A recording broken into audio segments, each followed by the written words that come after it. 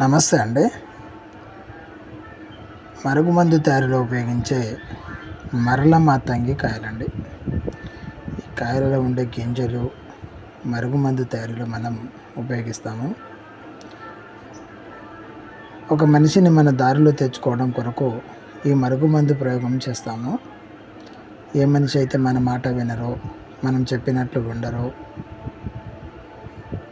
చాలా వరకు భార్యాభర్త మధ్య గొడవలకి, ప్రేమించుకున్న వాళ్ళు గొడవ పడి విడిపోయినప్పుడు, కొంతమంది చాలా రోజులుగా సన్నిహితంగా కలిసిమెలిసి ఉంటూ ఒకరినొకరు గొడవపడి దూరం అయిపోయి తిరిగి కలవటం కొరకు, కలిసి ఉన్న వాళ్ళు విడిపోయి తిరిగి మళ్ళీ కలవాలి అనుకున్నప్పుడు ఈ మరుగుమందు ప్రయోగం చేస్తామండి.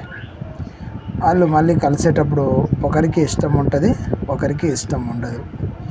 అలాంటప్పుడు తిరిగి ఆ ఇష్టం వాళ్ళు రావడం కొరకు ఈ మరుగుమందు ప్రయోగాన్ని మనము వాళ్ళపై ప్రయోగిస్తాము. వాళ్ళకు ఏదైనా తినే తాగే ఆహార పదార్థాల్లో కలిపేసి కడుపుకి అంటే పెట్టవచ్చు. ఈ మందు ఏదైనా చికెను, మటను, స్వీట్స్, కూల్ డ్రింక్స్లలో కలపవచ్చు.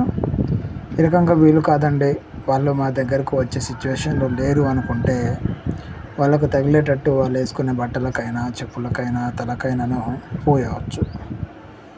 ఈ రెండు విధంగా కానిచో ఫోటో పేరు ద్వారా వశీకరణ మంత్ర ప్రయోగం. ఇది మాంత్రిక ప్రయోగం అండి. దీనికి కొంచెం టైం ఎక్కువ పడుతుంది.